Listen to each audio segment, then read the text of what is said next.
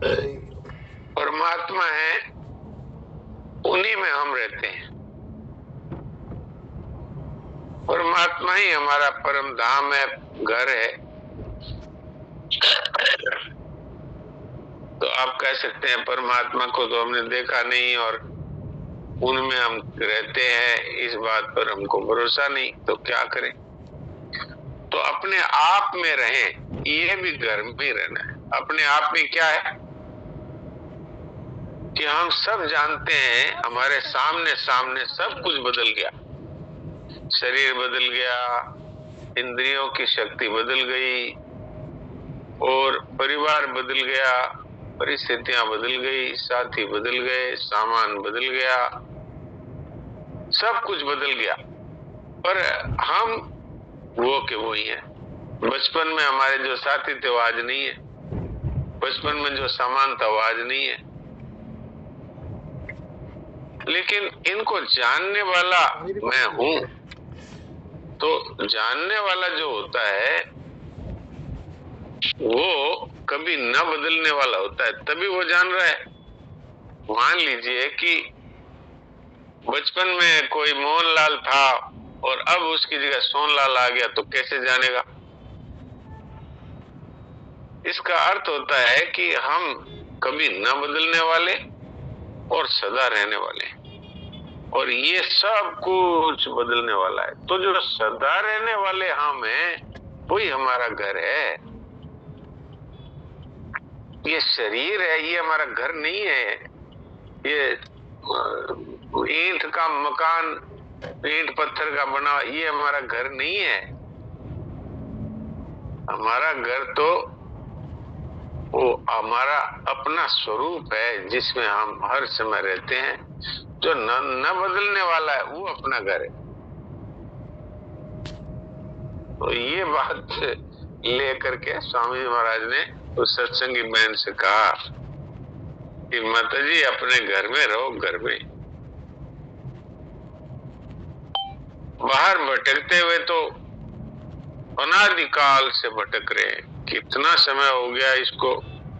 भगवान कहते हैं मैं जानता हूं, अर्जुन को कहते हैं तुम्हारे और इन राजाओं के कितने जन्म हो गए उसको मैं जानता हूं, लेकिन तुम नहीं जानते। तो भगवान जानते हैं कि हमारे भटकते हुए कितना समय हो गया। हम तो यही कह सकते हैं अनादिकाल से भटक रहे हैं।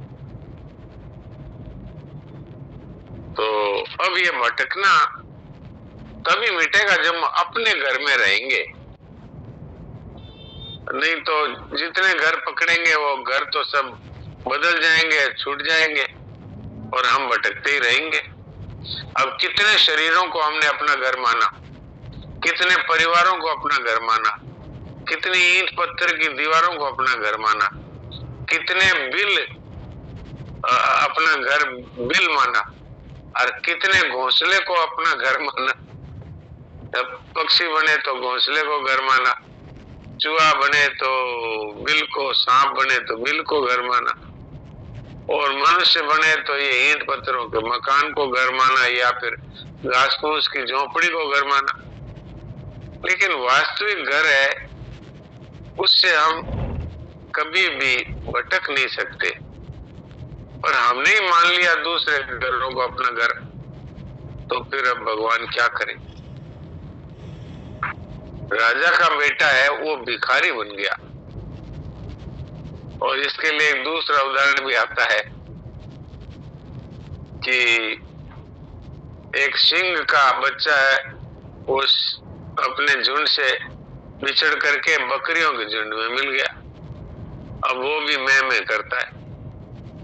ऐसे हम राजा के पुत्र होते हुए और मेले में खो गए, अब किसी गरीब के घर में बैठे, वही दशा हमारी है। तो वापस हमें अपने घर में ही रहना है, तभी हम सुखी हो पाएंगे।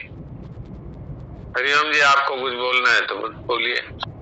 नहीं डॉक्टर साहब, हम तो इतने प्रसन्न हैं 3 बजे के बाद से कि स्वामी जी की वाणी में सुने थे कि परमात्मा प्राप्ति का स्थान हृदय है।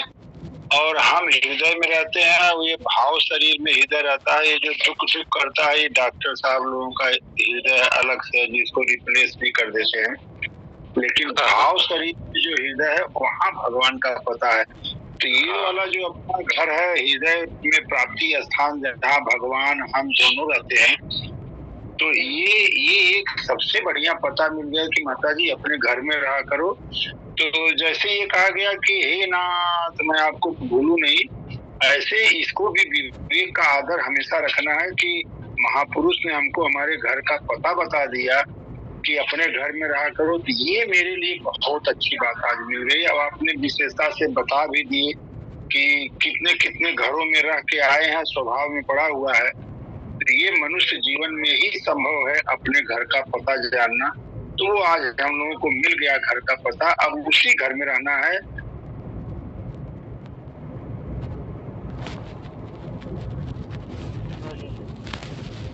रिकॉर्डिंग